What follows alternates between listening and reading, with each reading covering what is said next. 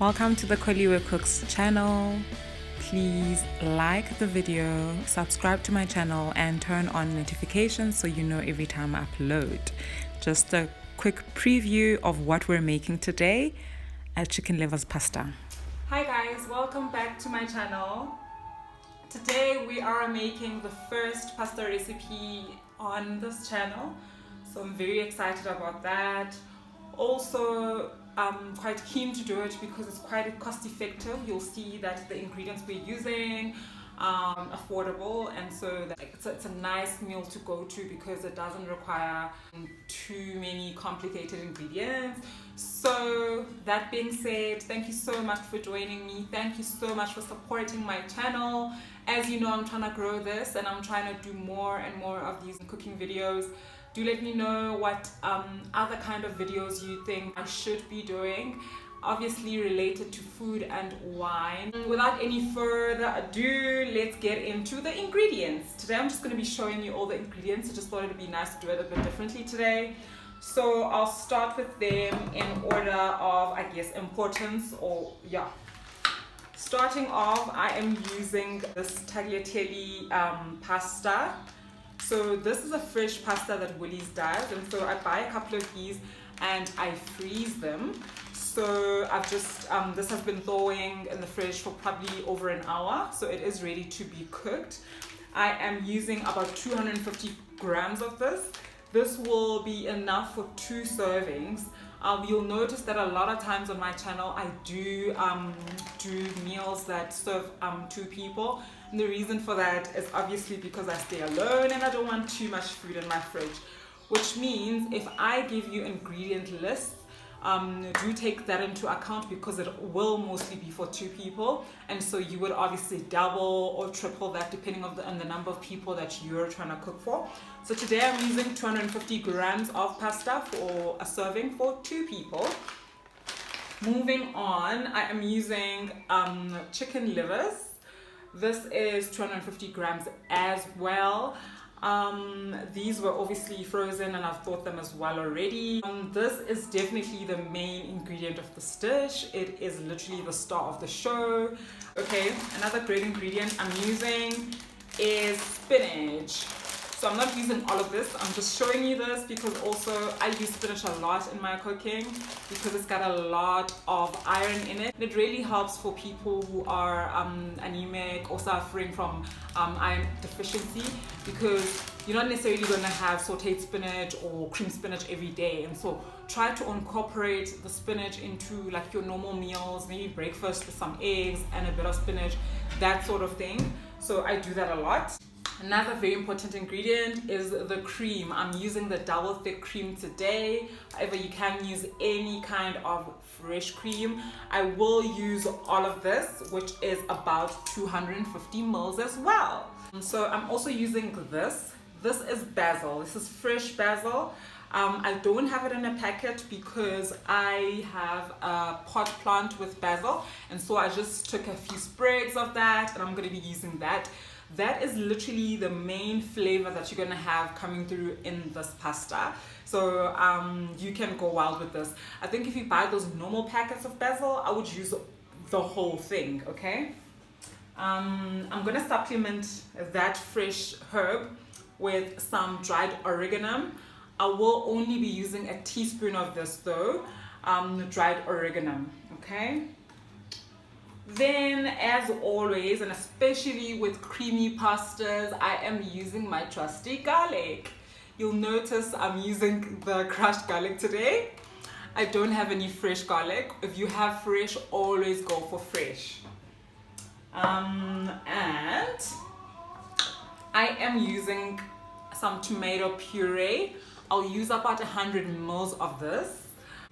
1 small bell pepper. I am not fussy about which color pepper it is. Of course, salt, and our black pepper will go in. And the last spice we will use is nutmeg.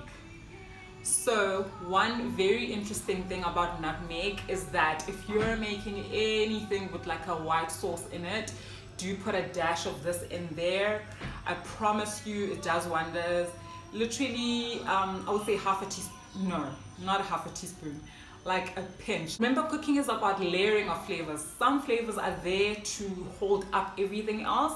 They're not necessarily the bright shining stars like your basil or garlic, but they're equally as important, I think, in having a rounded flavor in your meal. Something I'm also going to use is milk. And then lastly, butter.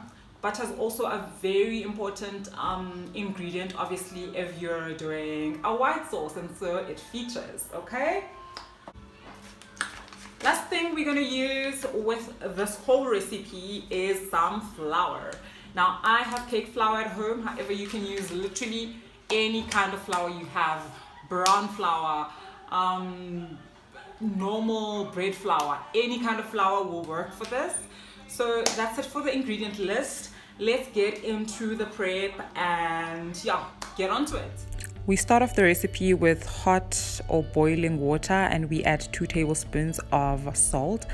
There goes the pasta. I am using fresh pasta, however you can use any kind of pasta you prefer. The cooking time for my pasta, because it's fresh, it's 4 minutes. However, you would have to follow the cooking instructions on the kind of pasta you are using. So I am just making sure that it's not stuck together using a fork, because that's very important for them to be individually.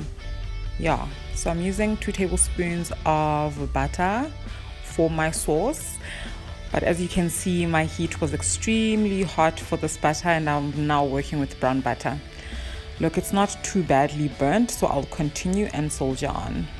Using my whole bell pepper, I'm just going to saute that in butter, and I'm also going to introduce a whole tablespoon of garlic to that as well, and stir very frequently and rapidly, because my heat, as mentioned, was quite hot and my pot still has residual heat. So I'm gonna just make sure I'm stirring this so nothing burns in the meantime, but I have reduced the flame to about medium.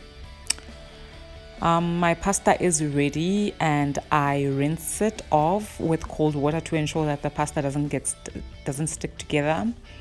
On my saucepan, I add 2 tablespoons of flour as well. Now you cook down the flour quite a bit before adding the milk, because you want it to be cooked and not have that raw flavor in your mouth. Then I change my wooden spoon to a whisk, because that's the best thing to do before adding the milk. So I've added a whole cup of milk, but I added it in batches until it was quite smooth. But with a whisk, you'll find it becomes smooth very, very easily. So the sauce is quite thick, and now I add my cream. So I am using double thick cream, but I would use even normal fresh cream. It would work out here. As mentioned, nutmeg goes in, just a pinch of it or a dash of it goes in there, and I just whisk it in as well. So I season every step as always mentioned. Salt and pepper according to your taste. This was too thick for me, so I just watered it down with half a cup of water, and it's done. Now with some sunflower oil in my case, and on a hot pan I add my chicken livers, 250 grams. So you're just gonna stir that around until it starts cooking through.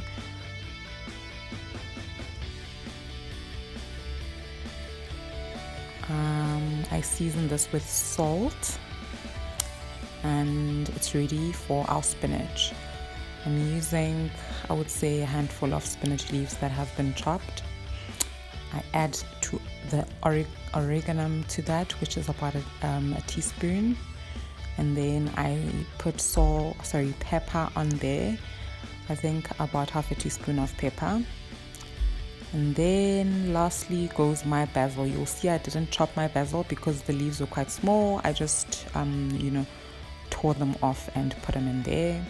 And then my tomato puree, 100 mils, has now gone on and has cooked down just a little bit.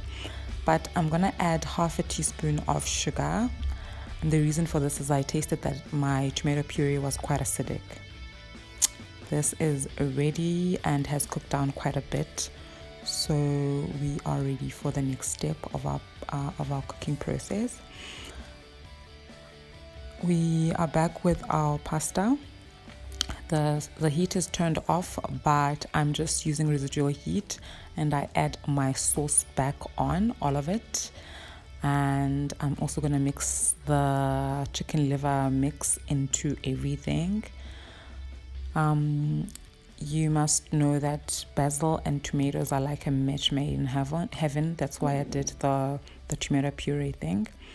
So I am happy with this. As mentioned, we are using residual heat. We're not really cooking it again.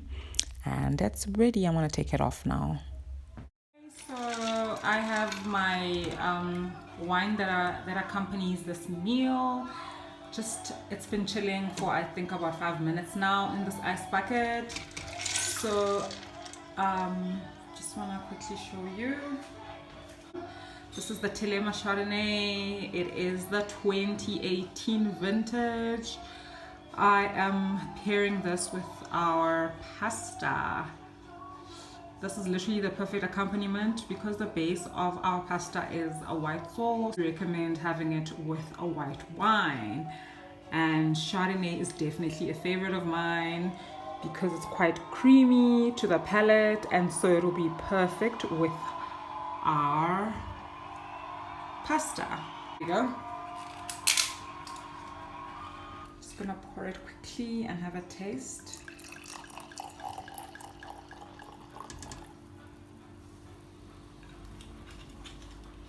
You'll notice it has really nice golden hue. I am doing it against the wine bucket so you can properly see it because my countertop is wood. Well, it's wood colored, and so you would think it's taking the tinge of the yellow from the wood, but no, there you have it, straw colored. Love Chardonnay. Let's just have a look quickly at the back label. So I'm a huge fan of reading the back label of wines because I find you get quite a lot of information from there. So I'm just going to read the last bit about the flavor.